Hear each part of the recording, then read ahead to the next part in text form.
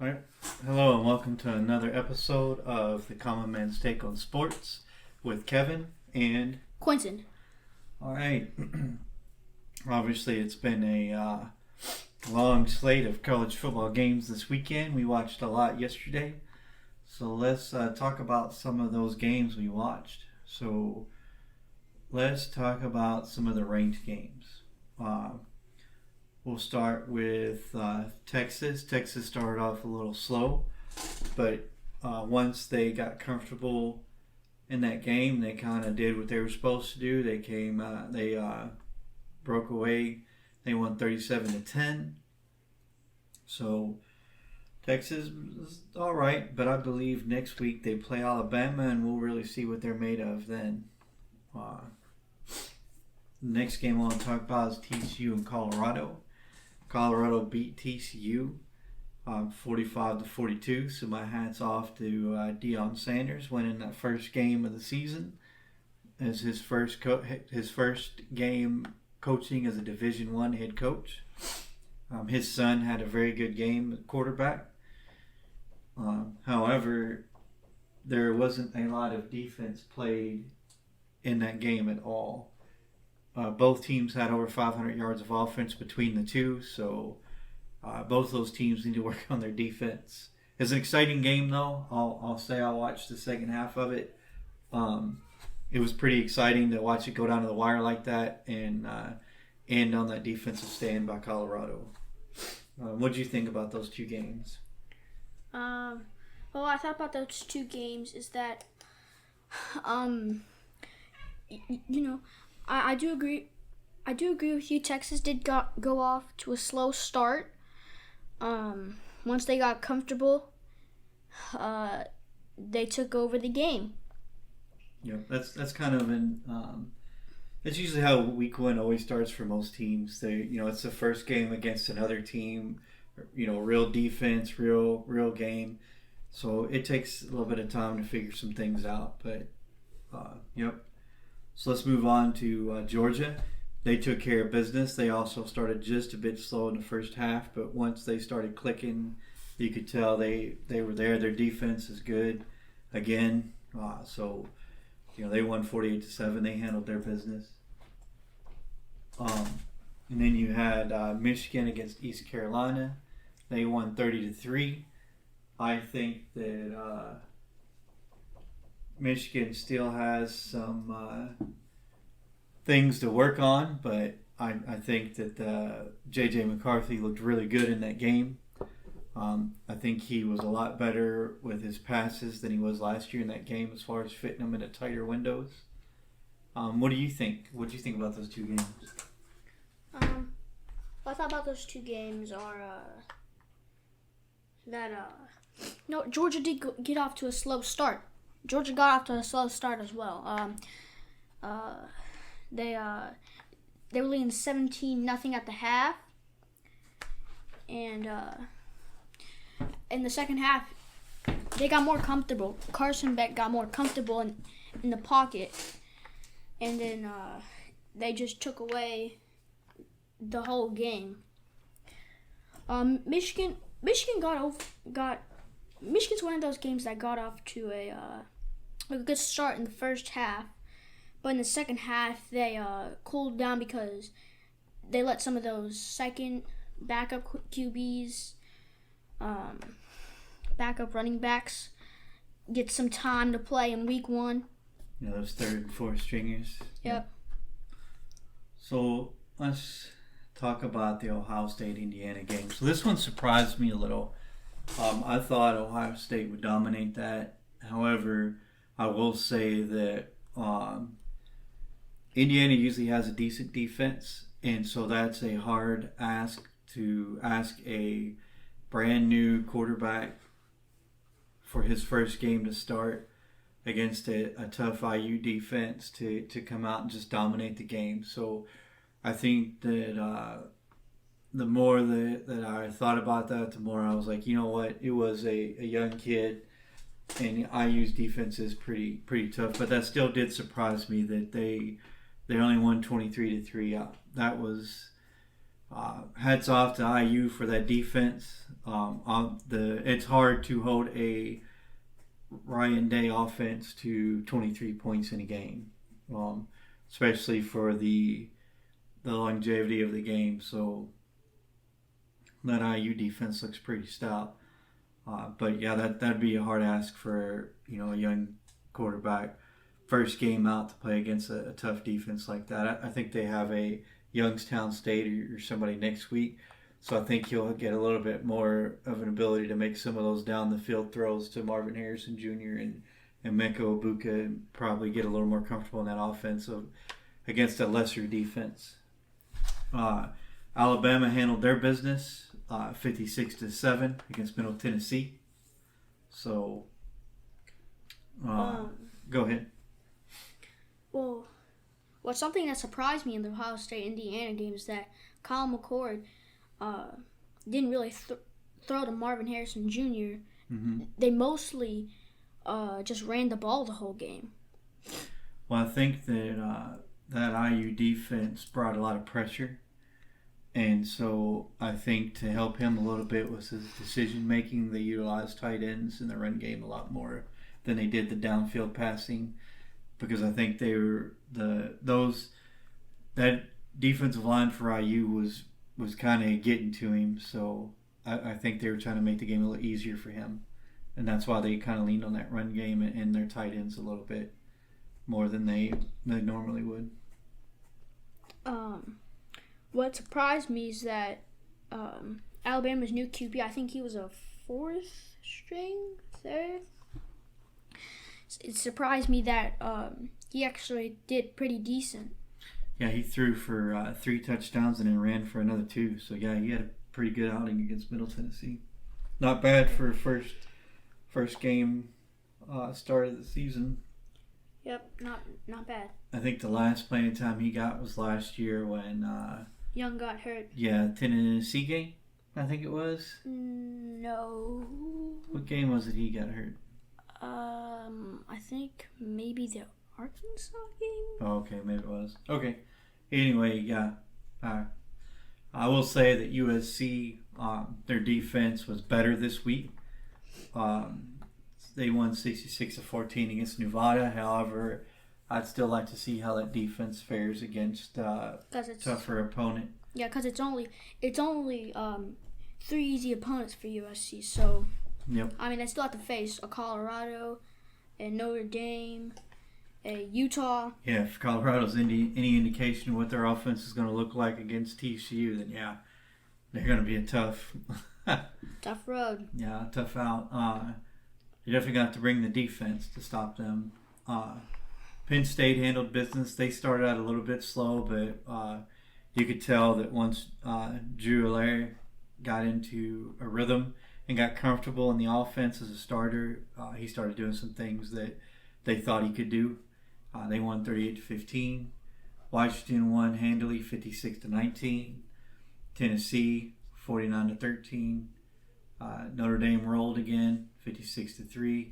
Oregon looked really good, 81-7 against Portland State. Oh yeah, that's the way they should do it. So yeah, Oregon looked good. Wisconsin won. They did definitely look. Their offensive set looked different.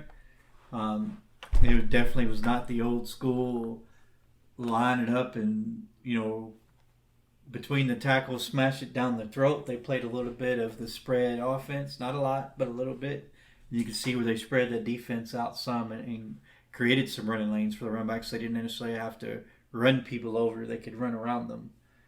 So Wisconsin, definitely that offense looked different. So I think you can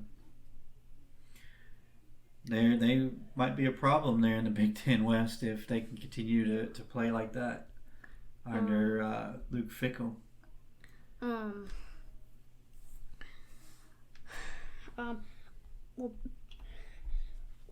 Well, Penn State did start off slow against West Virginia. Mm-hmm.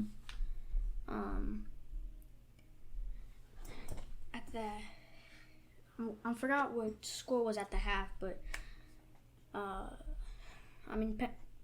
Drew Aller. It took some time for him to get comfortable in the pocket, and be able to throw the ball more. Yep. In the second half.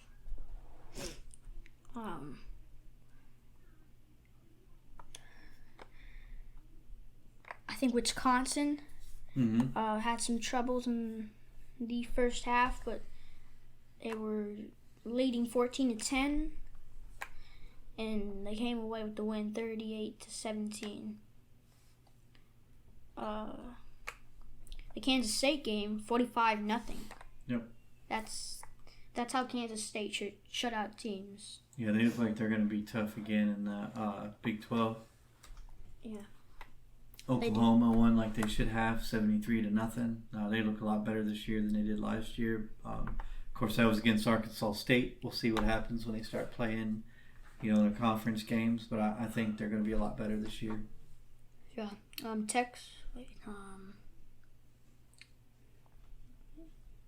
North Carolina, South Carolina. North Carolina handled business in that one. Ole Miss handled business in their game too, 73-7.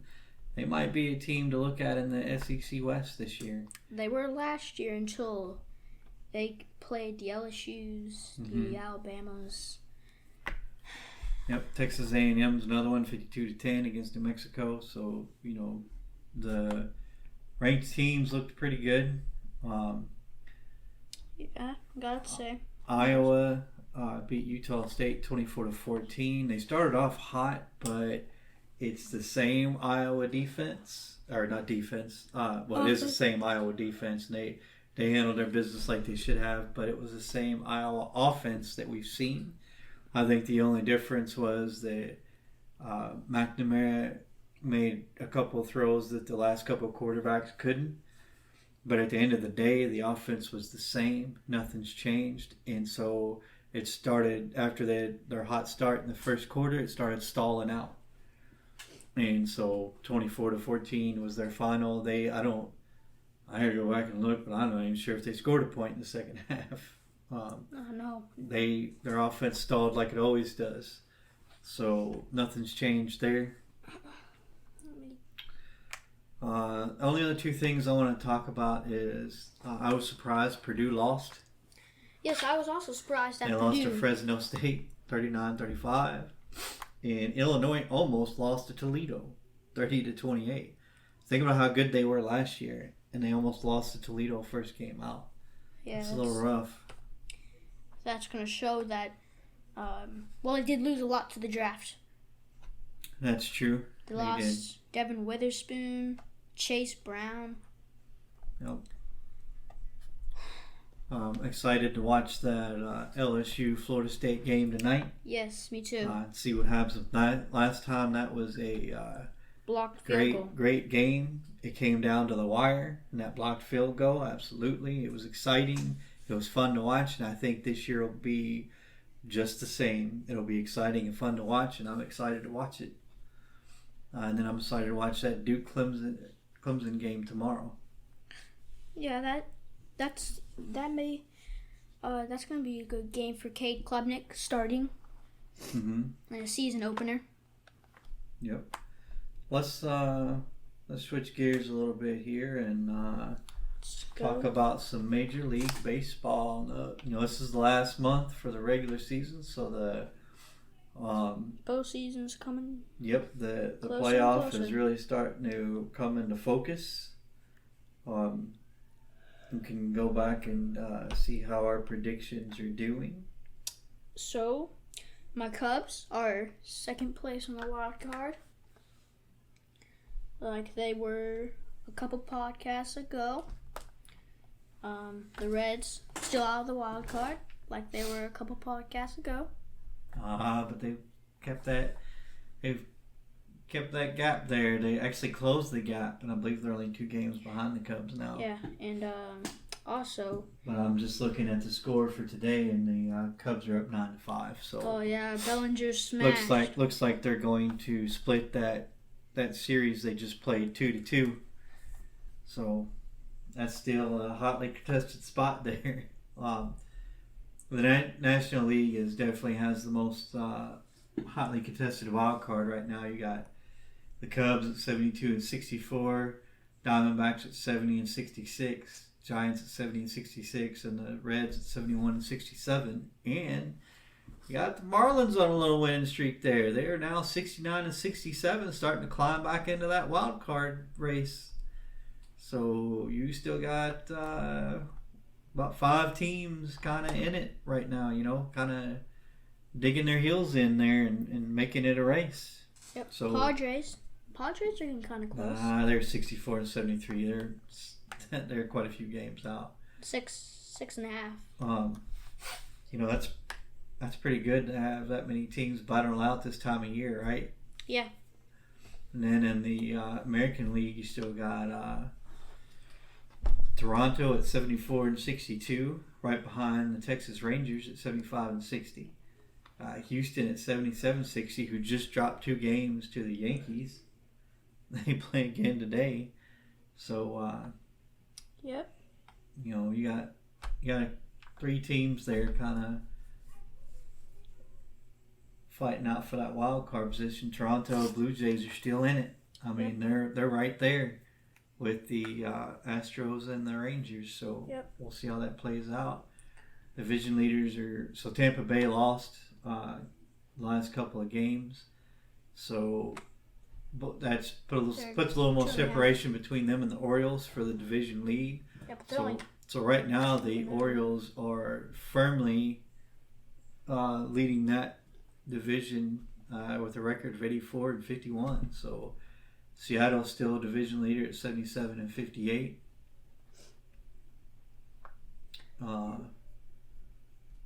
And then Minnesota Twins are still leading theirs at 71 and 65.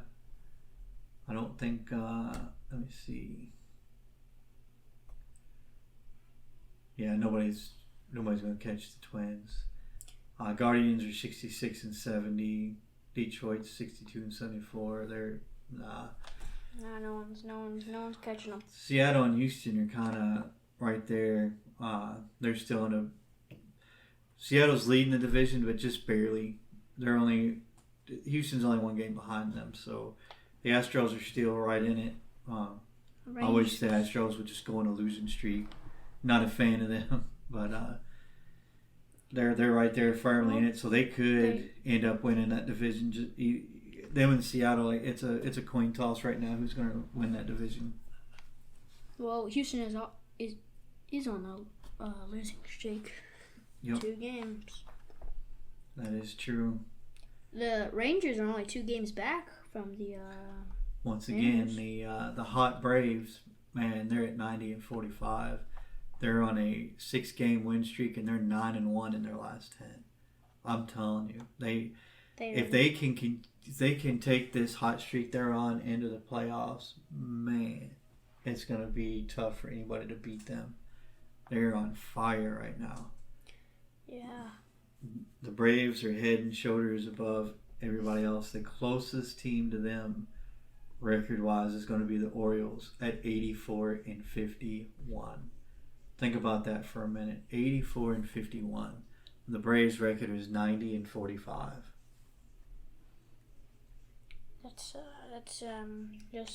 That's pretty impressive, if you ask me. That's pretty impressive. And they're head and shoulders better above everybody else. Right? They've separated themselves. My personal opinion, they have separated themselves from the rest of the field currently. Yep. What do you think? For me, I think that Toronto has a chance, is battling with Houston and Texas to get that 3rd or 2nd place in that wild card spot. I do agree Houston and Texas are really battling with Seattle for that AL West division leader. In Boston's done. The Red Sox are done. The Yankees are done. The Guardians. Probably the only team right there is probably Toronto that have a chance right there to try to get the last playoff spot. from Texas. There's only 1.5 games back, so. All right. And moving on to the National League. I also think if the Braves can carry all of their best playing to the playoffs, they're going to be really a tough team to beat in the National League playoffs. I think the only team that has probably the best chance in the National League to beat them would be the LA Dodgers, which they're going to play them today.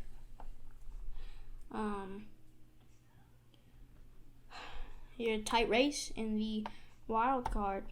Chicago is only 2.5 games back from Philly to get a number 1 wild card spot, while Arizona and San Francisco are tied for the last wild card spot. The Reds, maybe, but the Marlins are coming back. They're actually winning right now. 3-1 against the Washington Nationals. Oof. Yeah. Philadelphia is currently winning against Milwaukee 4-2. Yeah, didn't Milwaukee beat Philly yesterday? I'd have to look, not sure. Oh yeah, they did. The Seattle is currently losing to the Mets 4-2. Ooh, the Mets. Where is he? All these have playoff implications. Texas is currently ahead of the Twins 3-0. How are they losing to the Mets? The New York Mets lost great pitchers. It's baseball. Anything can happen in baseball. Bats go cold, and that's baseball for you. Anything can happen in baseball. All right. So, okay. I'll take a moment. The U.S. team lost the FIBA championships in the semifinals. They lost to Lithuania. Lithuania owned them. They made it a game towards the end, but Lithuania had that game in hand for the majority of the day. So that's unfortunate for the U.S. team. However, they still qualify for the Olympics. So they'll be in the Olympics, but they got a lot to work on before they play in the Olympics. I think next year they need to really take a look at themselves. I think Coach Kerr needs to take a look at himself too, because I was actually surprised at his coaching job in that game. I don't think it was his greatest coaching job. I think that he didn't have the lineups correct. You could tell some of the players that he brought off the bench were better and should have been starters. I think Paolo Banchero should have been a starter. Halliburton should have been a starter. I'm not sure if Anthony Edwards should have been a starter. Yeah, he had good stats, but I'm not sure if he makes... I don't know. I'm not sure about him. I just think there could be some lineup adjustments. I wasn't a fan of Steve Kerr's lineups that he put out on the floor. I don't necessarily know if the players he put out on the floor worked well together. I don't think either that he did a good lineup right there. I don't think Anthony Edwards should have been a starter. He puts up good stats, but I don't think he worked with the lineup he was in. Sometimes players mesh together and sometimes they don't, and I just don't think he meshed with the starters he played with. Yeah, I think Team USA might need better players. I don't know about better players. I just think that Steve Kerr needs to rethink his lineups. I think his lineups could have been better. because there's a couple of times where he got the lineups right. He had the right players in together at the right time. I think he needs to figure out the lineups. I think his issue is just getting the players who complement each other together on the floor at the right time, at the same time. I don't think he did a good job of that in the FIBA World Cup championships. Yeah. Yeah. So I think he could do a better job of that. But other than that, I don't have a lot to add. I know that the Major League Baseball playoffs are coming soon. NBA preseason should also start soon, which means the NBA will start and college basketball will start. So, yep. We're going to have a lot to talk about here coming up real soon. For our next episode, I think we're going to talk about some of our NFL predictions about who will win each division. For the NFL season opens this weekend. We might even sit down and do a prediction of who we think will win week 1. We'll see about that. And then we'll probably cover the results of the LSU Florida State game and Duke Clemson game on our next one also. We'll see. If you guys have any suggestions, please drop us a comment on our Instagram or our Facebook page. And if there's topics you'd like for us to cover, and we'll try to cover them. Other than that, we will end our episode for today. We thank you for listening, and please subscribe and continue to listen. And that's all for today.